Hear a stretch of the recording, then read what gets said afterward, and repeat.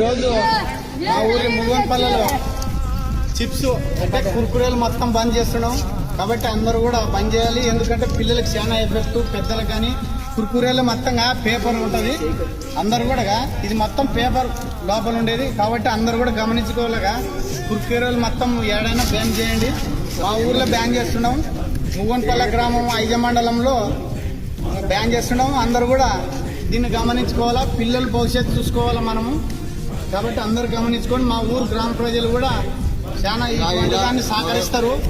ఇది మొత్తం మీదగా ఇంతవరకు ఇది పేపర్ అయితేనే ఇట్లా మండుతుంది.